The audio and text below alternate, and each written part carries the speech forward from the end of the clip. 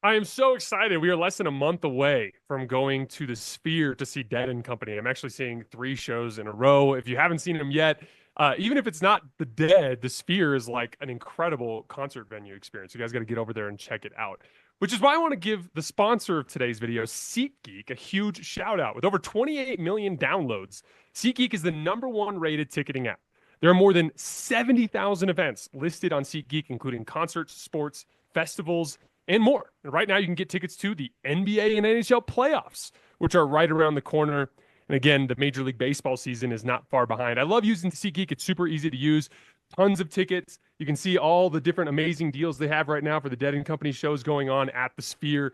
SeatGeek has your back. Each ticket is rated on a scale of 1 to 10, so you know if you're getting a good deal. So look for the green dots. That's what you're looking for. Green means good.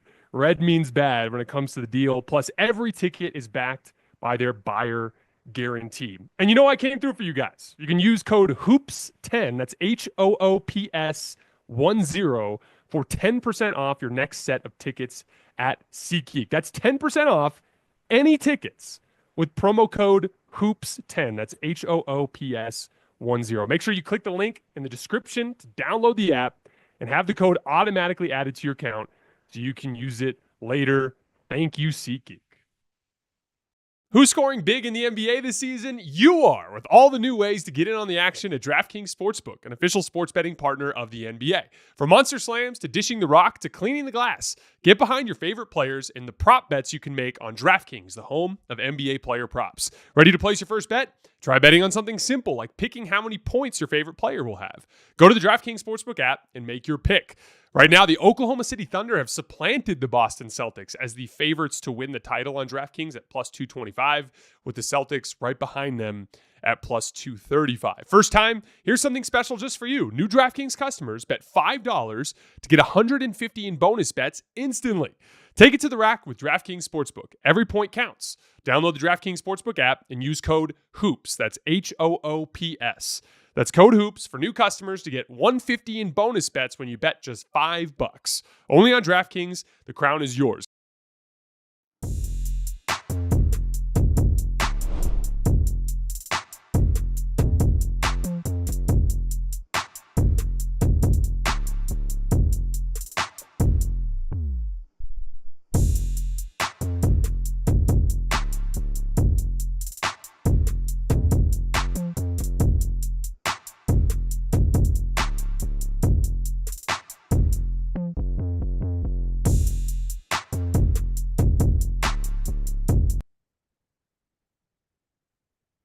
All right, welcome to Hoops Tonight here at the Volume. Happy Thursday, everybody. Hope all of you guys are having a great week. Just a quick show for you guys tonight. I'm only going to be hitting the Knicks-Lakers game at the tail end of the TNT slate. I get back in town from our last ski trip of the year tomorrow, and we're going to get back to our normal sequences starting on Saturday night, where we're covering that Lakers-Celtics game. Going to hit a bunch of other games in that show as well. You guys know the drill. Before we get started, subscribe to the Hoops Tonight YouTube channel so you don't miss any more of our videos.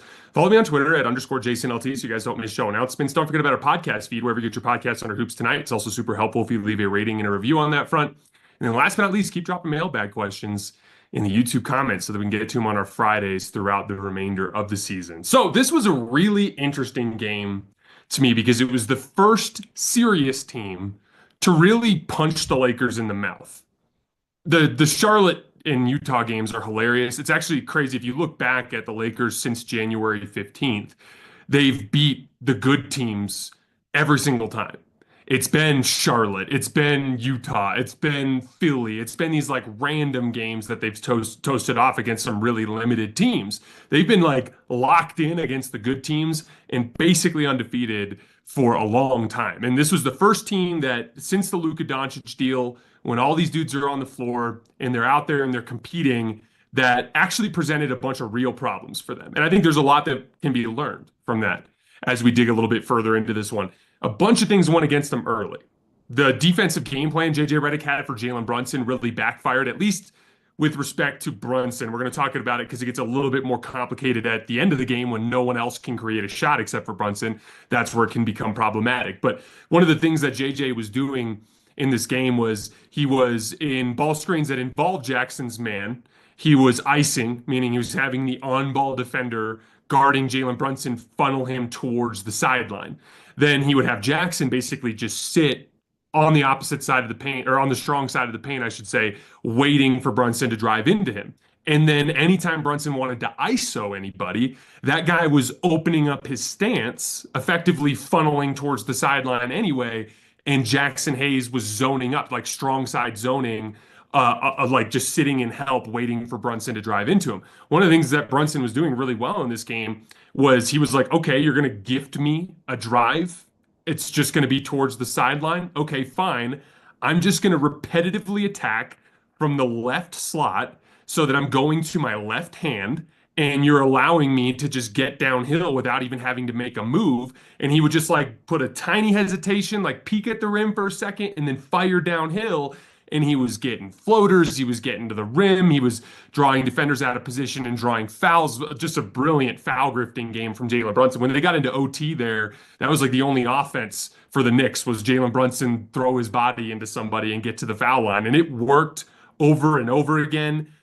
There were times where he would draw super hard help and it'd be easy swing passes to the opposite side for OG Anunoby, who consistently has been torching teams for loading up the strong side. It's kind of interesting to see every team kind of has this guy, right? It's like the weak side scoring forward, the guy that is catching the ball on that skip pass and is getting a lot of advantages. And OG has just been feasting on that.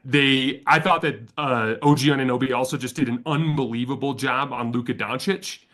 He has like a size and strength advantage that a lot of perimeter defenders lack. It's like a lot of the top tier perimeter defenders you see in the league, the Herb Jones types, the Jaden McDaniels types, the Dyson Daniels types.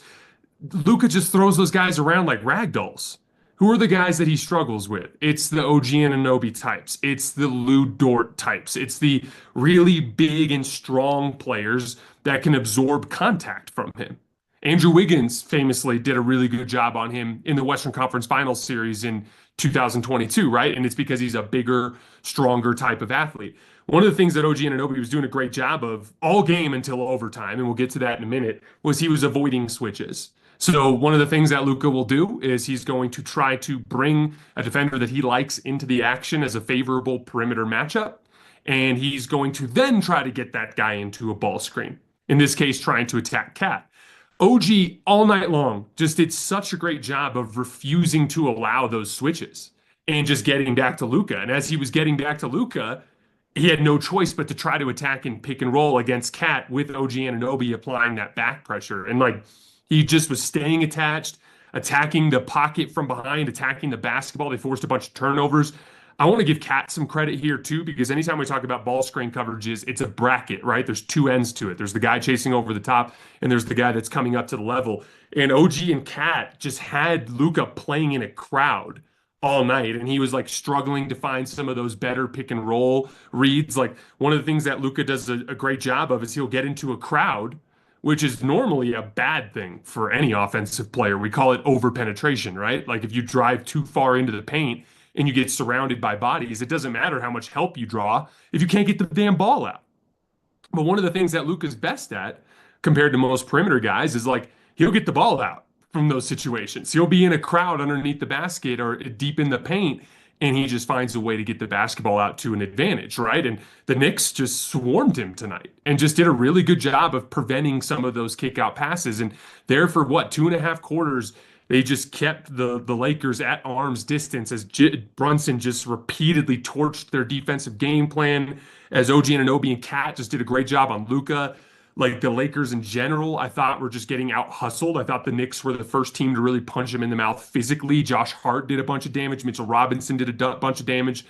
Austin Reeves looked immediately like he was like way out of rhythm and looked like he was like just didn't have a step, like that peak step that you expect from Austin, missing some of his finishes around the rim, leaving a lot of jumpers short. Shout out to Austin. He hit a huge three. I think it was in OT, if I remember correctly, where you could tell.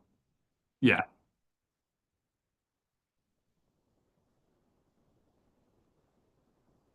gotcha. Yeah. I mean,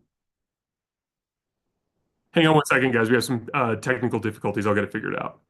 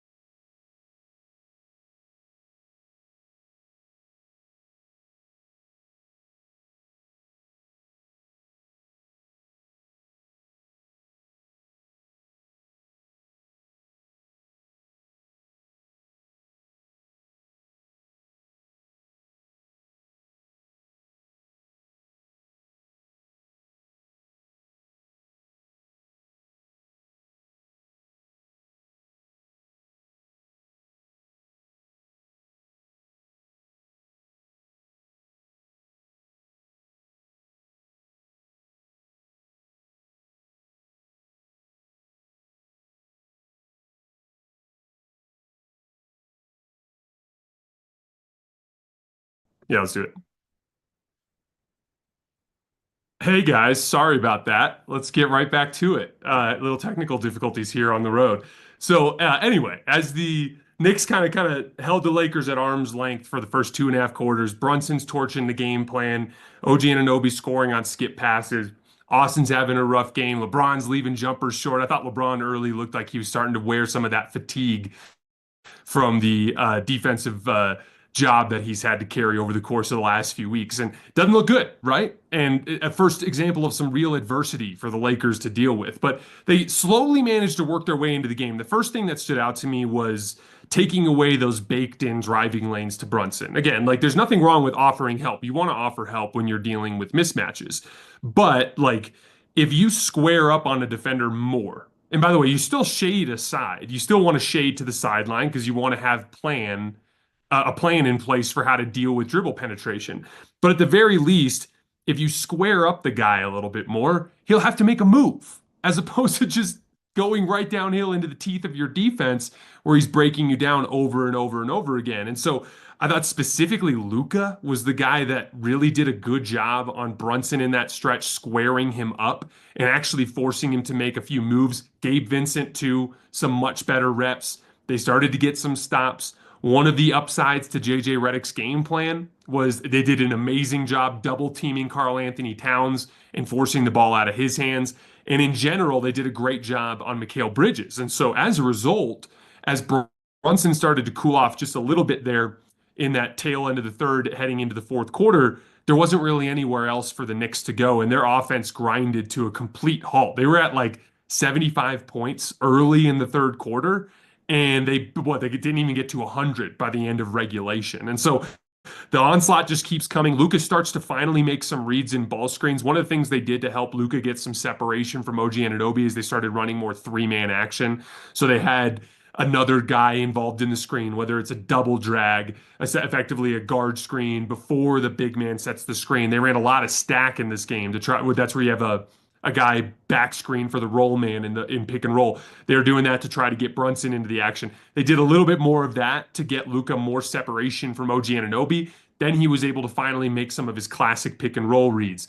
Gets a lob to Jackson Hayes going down the lane, a skip to the left corner to Gabe Vincent, a skip to the left corner to LeBron James. Suddenly, some of those like traditional what you expect Luka Doncic type of pick and roll sequences start to take shape. LeBron starts to get going. His shot making was huge there down the stretch of the game. I thought a huge play in the game too was when he got that rebound and pushed. Actually, Luka got the rebound, pushed it to LeBron, kicks it up the floor to Gabe Vincent in the right corner in transition. He knocks down the three. They go up 99-96. And then on the last possession there in the final minute, again, as I talked about, one of the big things that I thought helped the Lakers gain control of Brunson briefly was squaring him up. And Gabe opens up the drive on the left side with Jackson. So Jackson's there, strong side zoning all the way over on the right block. And Gabe just has his body opened up for Brunson to drive. And so what does he do? He just does a quick dribble move and does that low gather move on Jackson Hayes, picks up the foul and banks it in. So like they go right back to the game plan thing that wasn't working. That specific concept of funneling towards the sideline and strong side zoning, they've been doing a lot of that over the course of the last couple of weeks on some of the better guards that they've been playing. And it's worked pretty well. Brunson was the first guy to like really eviscerate that coverage, which I thought was interesting. But when they get into overtime, one of the things that stood out to me, Luka Doncic, we talked about, was struggling to get separation from OG Anunoby in switches. He kept having to deal with OG. And really, for the rest of overtime, he did a great job. But for two straight possessions at the start of overtime, they give up the switch. And once in a transition cross match, and all a transition cross match means is you didn't get back in transition, and so everybody had to grab the nearest man instead of grabbing their actual assignment. You just gifted them an advantage in the transition cross match. He had Karl Towns on the right wing, ISOs him into the middle of the floor and hits that little turnaround over his right shoulder, right? And then on the very next possession, ball screen, the same type of ball screen OG had been fighting through all night long. He concedes the switch, and Luka gets a cat kind of on his heels along the left wing. He hits that big three, puts him up five. Brunson grifting continues to score in that overtime period and keep the game close. But the big adjustment from Tibbs there, he blitzes Luka on the blitz, hits Jackson Hayes. Jackson Hayes makes a really nice skip pass and pick and roll to Austin Reeves in the left corner, who had struggled to make shots all night. Hits a big one. And Jalen Brunson, by the way, just kept coming down the floor and kept getting to the foul line. He got LeBron on a step through. He got Jackson on a play where he just kind of punched him in the face. I was talking with Jackson, our producer, before the show. Like, officiating is going to be a big story in this one. I want to talk about it in a minute. But one of the things that I thought was fascinating was, like, to me, there's a difference between getting a defender out of position by playing basketball and drawing a foul. So, for instance, like if if Brunson drives past Vando and then rises up with a straight up and down 15 footer at the elbow, and Vando runs into him, then yeah, he got the defender out of position. That to me is foul grifting that I'm okay with being in the NBA. When you're driving to the left and a guy's like just like riding you, trying to get back in front, and you just stop on a dime and literally just throw your elbows into the guy's face shooting a jump shot, like that, like go do that in your pickup game. You're going to end up in a fist fight on the before you get another shot up. Like, it's not, you're not, you it's not basketball. Like, that's the kind of thing that I'd like to see cut out. And I think there's a lot of that from both teams tonight, with Luka and Austin being two of the biggest culprits in the league. We'll talk about that in a minute. But Brunson actually manages to grift his way back into the game, gets a nice transition foul call on Austin Reeves, but lands on his foot on the way down and ends up having to leave the game. And just a simple hard drive from LeBron James, draws two, drops it off to Jackson Hayes, gets a foul, knocks down two free throws. They get a big stop because it's harder to create a shot when you don't have Jalen Brunson out there, and the Lakers end up getting out of there with the win. And I thought, honestly, it was just a really excellent example of a resilient basketball team. You know, this is a team that's been winning for a long time. This is a team that is starting to take a very comfortable position in the standings. Like, they're not going to end up in the play-in. There's not really that much of an advantage in the 2, 3, 4 spot in the standings. It would have been so easy for them to just be like, Brunson's got it tonight, Austin doesn't have it, the calls aren't going our way, whatever it is, like, let's just pack it in. We don't have it tonight. No, they were like, screw this, we're beating the Knicks tonight. And they got all the stops they needed to get. And I thought Luka and LeBron made as many big plays as they needed to. Gabe Vincent hit all those huge threes that they needed. I did think it was an indicator of how you can expect this team to struggle against an elite playoff matchup. An example that I would give would be like OKC. So, for instance, like, the odds of the Lakers facing the Knicks are low because the Knicks haven't performed well against the top teams in the Eastern Conference. And so it's unlikely that they end up winning the Eastern Conference. But one of the things that they will run into is a guy like Lou Dort, who can do a really good job on Luka and who can make him uncomfortable. And they also are a team similar to what OG and Cat did that can really pressure the ball and like force deflections and difficult cross-court passes and a lot of the stuff that the Knicks were causing problems for tonight and getting out in transition. Like, Charles Barkley at halftime was talking about how the Knicks don't run, and he's not wrong in terms of their frequency. They're not a team that runs a lot, but they do run off of turnovers, and they're actually one of the most efficient transition offenses in the NBA. And they got out, they got easy dunks, they got easy threes, just running out on turnovers that they forced. And that's what OKC does. And that's absolutely a type of issue that you'll see the Lakers run into. And look, you can kind of see the dynamic, right? Like, Luka starts to fatigue, struggle with ball pressure. There's some turnovers. Austin Reeves gets overwhelmed athletically. LeBron is 40. Maybe he can't leverage himself as much as he used to. Those are the kinds of scenarios where I think we'll see these Lakers struggle, is against these big physical ball pressure teams that can really, really wear down the Laker offensive guys at the point of attack. And then they're just bigger and more athletic. They can cause some problems, right? So, like, I did think it was important to pay attention to some of those things. And guards, these quick guards are going to cause some problems. The Lakers do not have a player on the team other than Gabe Vincent who I would consider to be a good guard defender.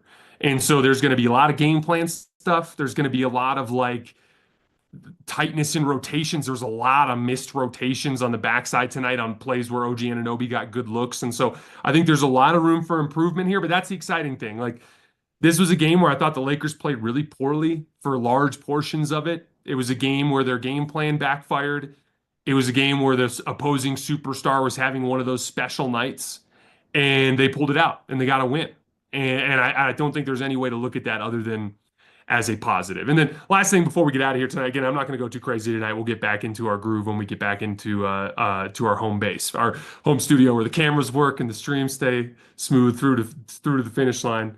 I am so against all of the bitching and moaning about the NBA. It drives me crazy. I think we're in such a golden age of NBA talent, and I wish people would just watch it and enjoy it a little bit more than they do. But if there's one thing that I have consistently said is broken in today's game that needs to change, it's officiating, and specifically the concept of grifting. The problem with grifting is it rewards non-basketball plays. And when non-basketball plays start to get rewarded, competitors start to seek it as an advantage, especially competitors that don't have amazing athletic advantages. It's usually the guys like Jalen Brunson. It's usually the guys like Austin Reeves who are like, I'm gonna find a way to get an extra 5, 6 points a game just by doing this janky shit. And as long as it keeps working, they're gonna keep doing it. And this is why I do actually blame the officials. Because when push comes to shove, if they don't blow the whistle, the guys will stop doing it. By the way, it happens. Like every year in the postseason, they kind of cut this shit out, and you see every team adjust, and they start to play more bully ball. They stop grifting and start trying to initiate contact to get separation rather than initiating contact to get to the foul line. And the game changes and shifts in that way. And so like my thing is like I would just like to see discretion given to the officials to decide whether or not something is a basketball play. And if it's not a basketball play, get it out of the game by not rewarding it. Have these dudes, like, for instance, if Austin Reeves drives right into Mikal Bridges' chest and shoots the ball into his face, he probably shouldn't get 2 free throws for it. If Jalen Brunson drives on Jackson Hayes to the foul line and Jackson is sliding with him, and Jalen Brunson just throws the ball in his arms into his face, that's not basketball. If you come off of a screen and you pump fake and the dude jumps out of his shoes, by all means, jump and shoot your jump shot and get 2 foul shots out of it. I just want to see a little bit more emphasis on rewarding good basketball. Because if you don't reward good basketball and you reward bad or ugly basketball or fake basketball, then we're going to have these national television broadcasts where we have Austin Reeves, Luka Doncic, and Jalen Brunson having a contest to see who can get to the foul line first. And not only that, the officials were so maddeningly inconsistent in this game that everyone's pissed off. Like the Lakers are pissed off because Brunson's grifting his way to the line every single time down the floor. The Knicks are pissed off because they're getting all these loose ball foul calls and all these other janky ass calls at the end of the game. And it's because no one knows what a foul is. No one knows, so no one knows how to play defense. Everyone's frustrated. I thought the officials just completely lost control of that game, and I didn't think they did their jobs tonight. The job of the NBA officials is to facilitate NBA basketball games that look like NBA basketball. If they don't do that, they're not doing their jobs. And I thought they botched that tonight and put a little bit of a black mark on an otherwise entertaining game. But yeah, we're going to get way deeper into all this stuff when I get back in town. Again, we're going to take tomorrow off. I'm traveling. But on Saturday night, we're going to hit after Lakers Celtics, and I plan on hitting a few other games and a few other teams in that show as well. Again, I appreciate you guys for supporting me. Sorry for the difficulties earlier, and I will see you on Saturday night.